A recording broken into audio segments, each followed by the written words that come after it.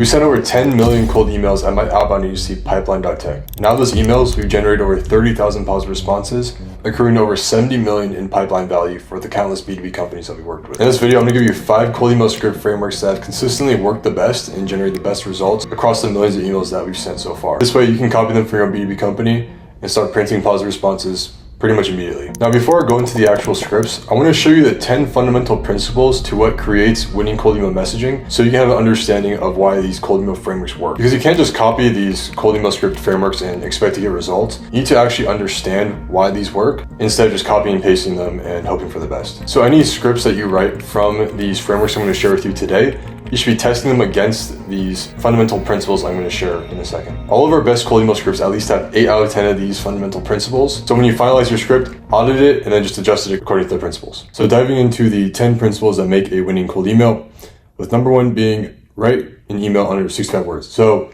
pretty simple. Shorter emails get read more simply due to the fact that people have short attention spans.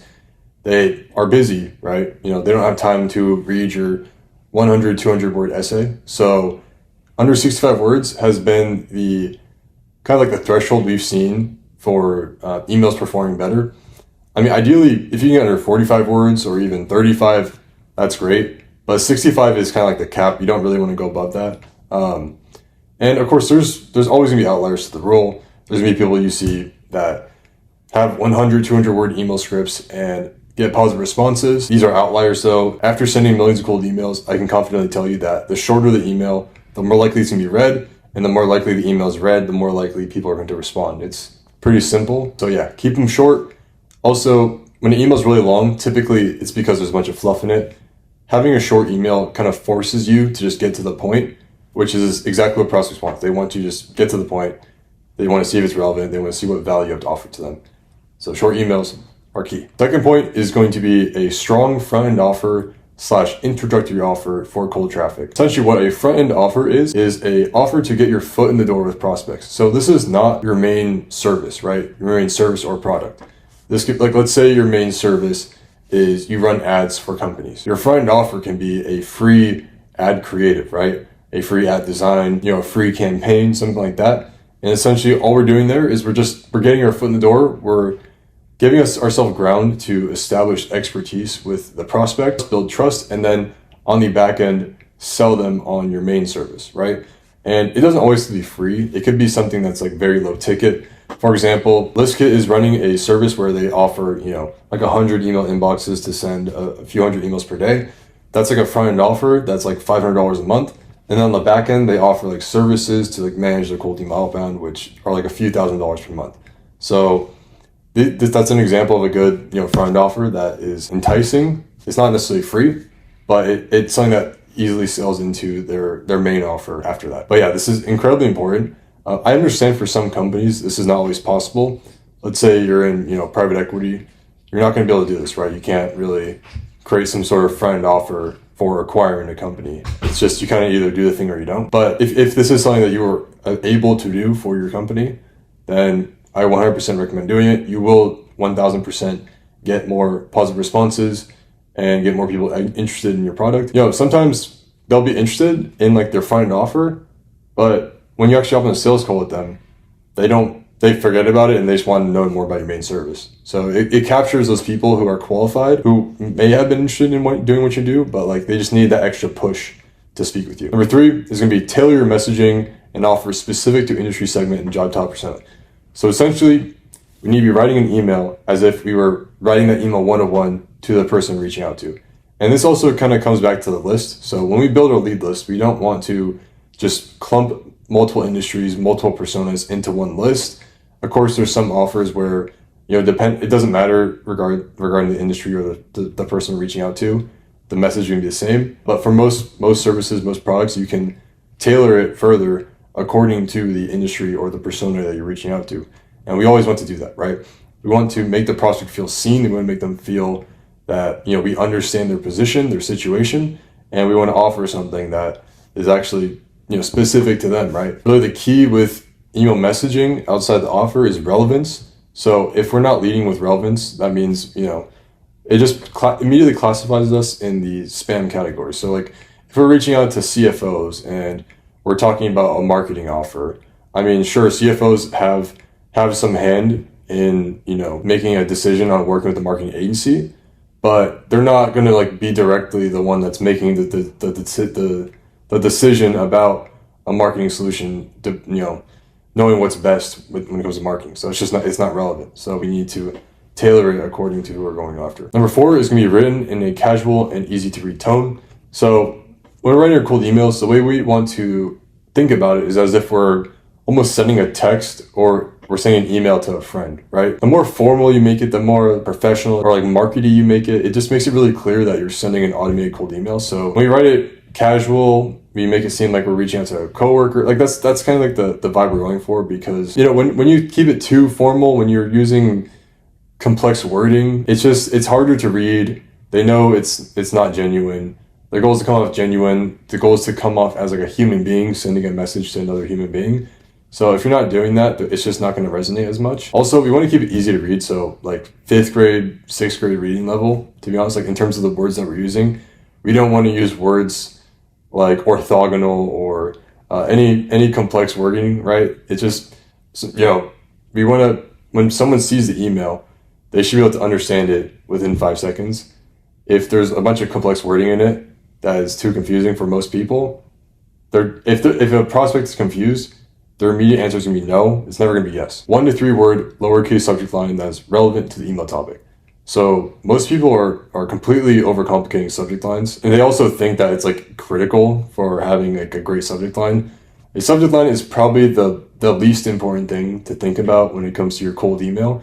The goal of it is just to not completely butcher it. So what a butchered subject line looks like is, 5 to 7 words long, 10 words long. You're adding emojis, you're adding a bunch of numbers, you're adding spam words like, free and all that stuff. We want to avoid that. Really, all we want to do, keep it all lowercase. I've just seen that having a lowercase subject line captures attention more. It comes off more as if, a coworker is reaching out, right? Or a friend. It's really casual. And just 1 to 3 words, keep relevant to the topic. Let's say I'm selling outbound as a service. We can be like, the subject line can just be outbound, and that's it. Like outbound, nothing else. Or outbound question, or about company name outbound, or outbound first name question mark. And you can do that for any service. Like if you're selling some sort of SaaS product, you can just mention the industry that you're in, right? Marketing question mark, whatever. It's like, the goal is just to keep it short to the point and build curiosity. Don't overthink it. Number 6 is use pattern disrupts in the preview text. So what's really going to do the work of getting someone to click on the email is going to be the preview text, not the subject line.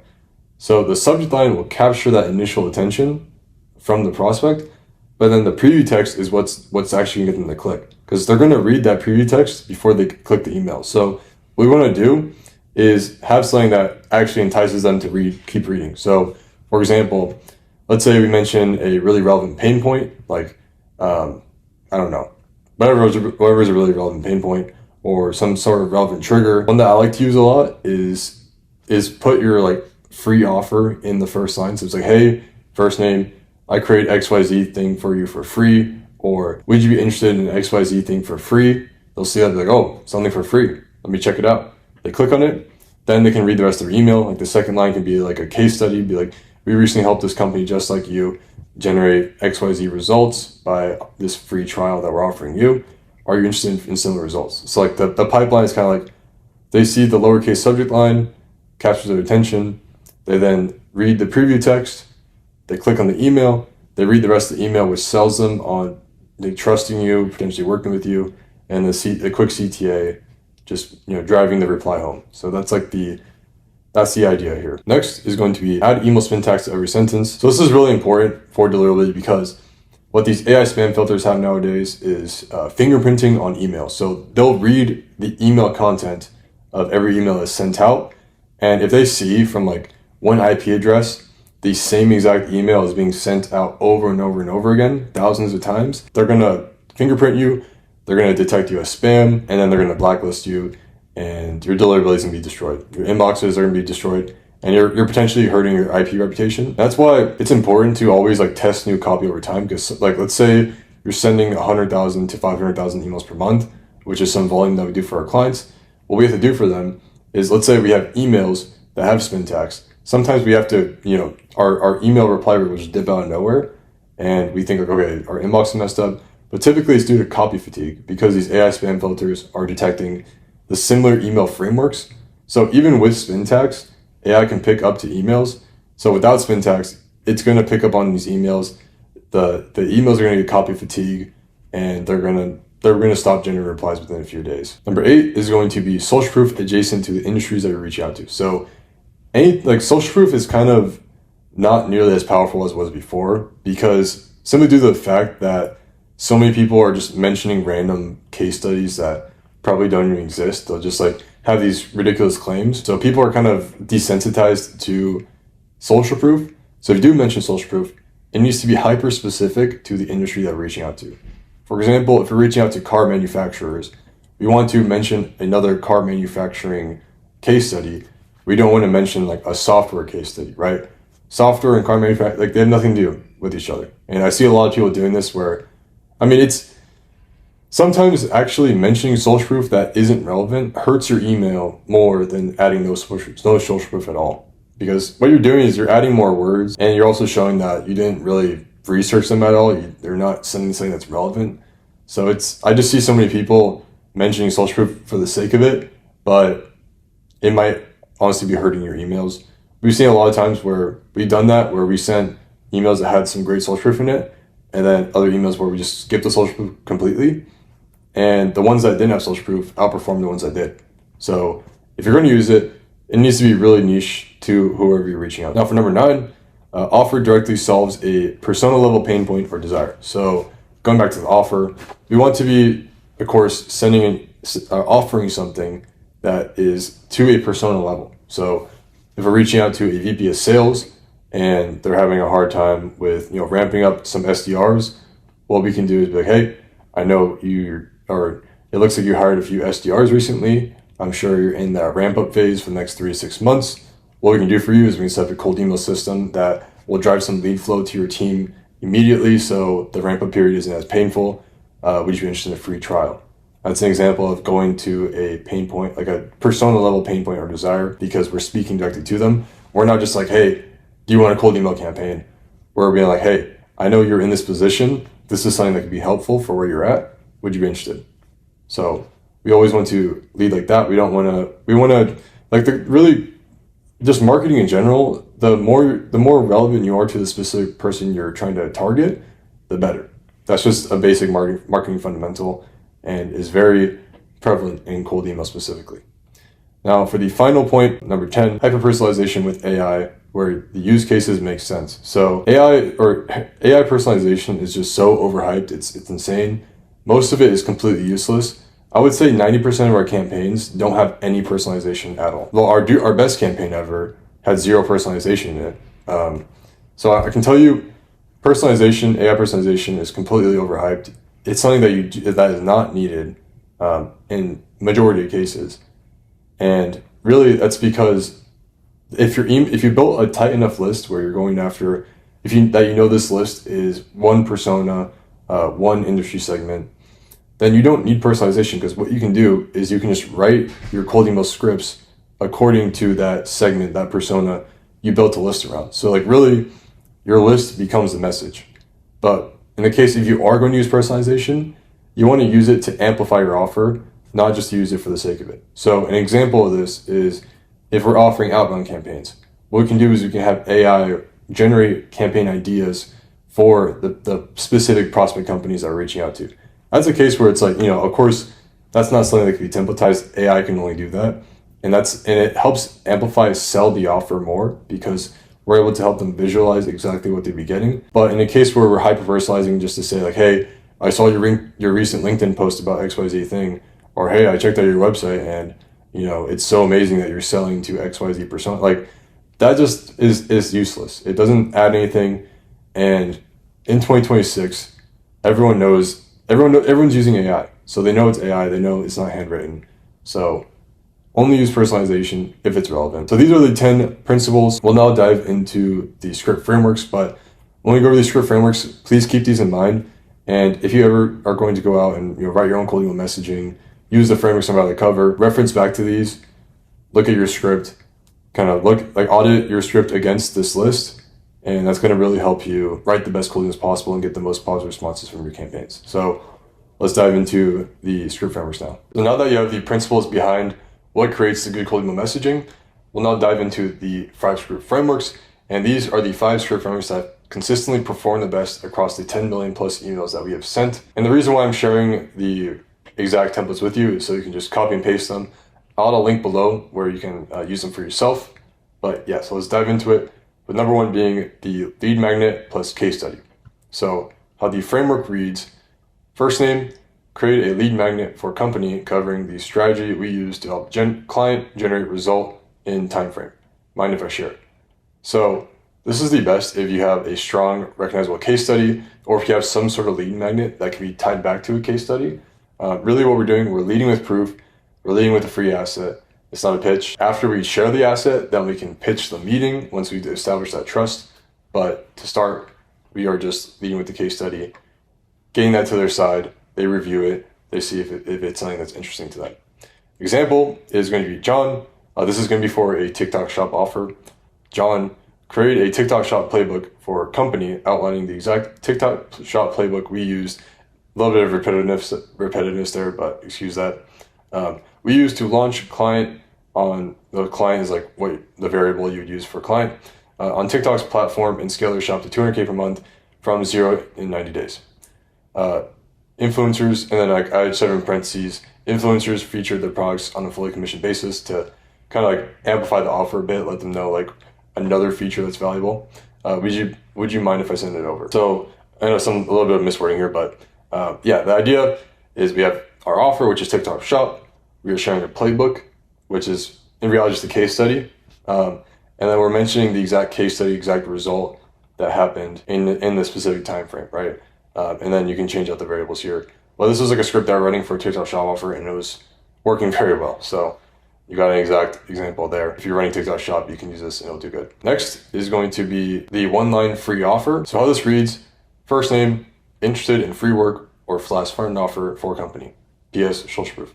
PS is not even necessary here, but this email is one of the best performing emails I've ever sent. Insanely short. The whole thing rides off of just having that no-brainer front-end offer, right? Interested in a free cold email campaign where we target your entire market for a company name. You know, right? It's just that, like, I don't need to say anything else. I can just say that.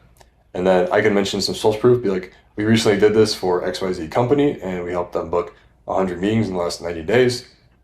Think we can do something for you.